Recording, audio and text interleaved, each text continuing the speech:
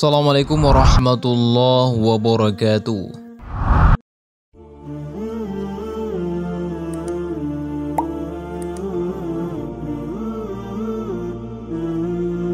Kisah haru putri Raja Bali jadi mu'allaf ketika wafat mengeluarkan asap yang harum. Masyarakat Bali mayoritasnya memang beragama Hindu, namun siapa sangka putri mahkota dari seorang raja di Bali justru memilih jadi mu'allaf dan memeluk agama Islam.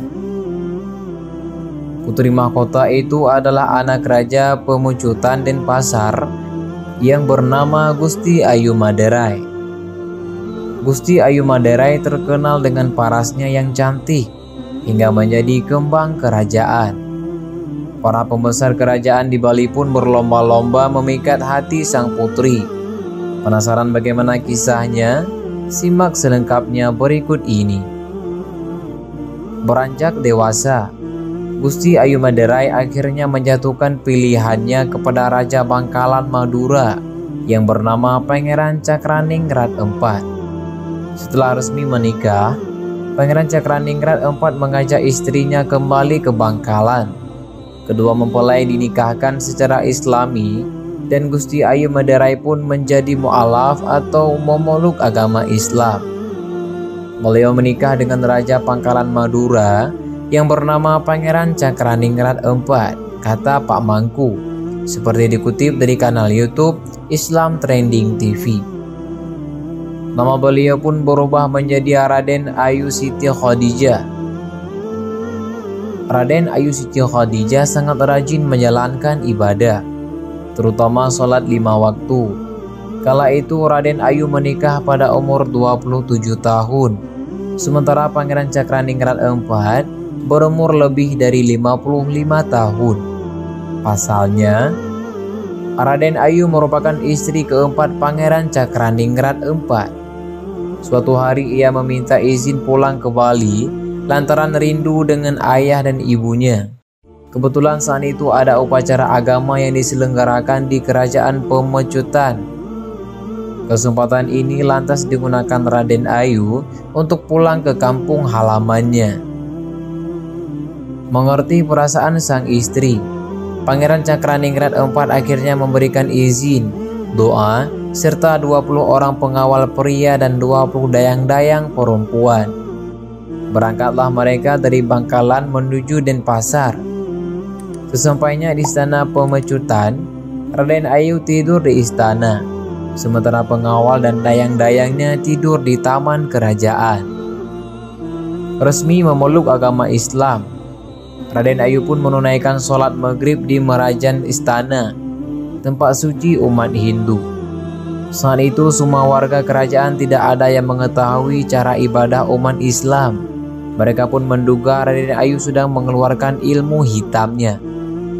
Patih kerajaan melaporkan hal itu kepada Raja Pemucutan, raja yang juga ayahnya marah, dan memerintahkan Raden Ayu untuk dibunuh. Tidak lama kemudian, Patih mengajak Raden Ayu Siti Khadijah ke depan pura Kepuh Kembar. Raden Ayu memiliki firasat jika dirinya akan dibunuh. Ia pun meninggalkan pesan dan menjelaskan bahwa kala itu sedang beribadah menurut agama Islam. Selain itu, beliau juga berpesan agar tidak dibunuh dengan senjata tajam, karena hal itu akan sia-sia. Pakailah cucuk konde saya ini yang telah disatukan dengan daun sirih dan diikat benang tridatu. Benang 3 warna yakni putih, merah, dan hitam, cerita Pak Mangku. Raden Ayu meminta patih kerajaan melemparkan cucuk kondenya ke dada sebelah kiri. Apabila tubuhnya mengeluarkan asap dan berbau busuk saat meninggal, patih boleh membuang mayatnya sembarangan. Namun jika asap dari tubuhnya beraroma harum, Raden Ayu meminta sang patih untuk membuatkan tempat suci yang disebut keramat. Benar saja, begitu cucuk konde ditancapkan, tubuh Raden Ayu Siti Khadijah mengeluarkan asap dan aroma harum yang semerbak.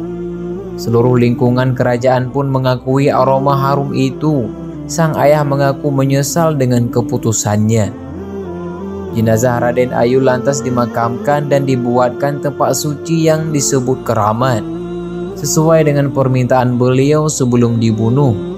Begitu jasad Raden Ayu Siti Khadijah dikebumikan, tumbuhlah sebatang pohon setinggi 50 cm di tengah makam beliau.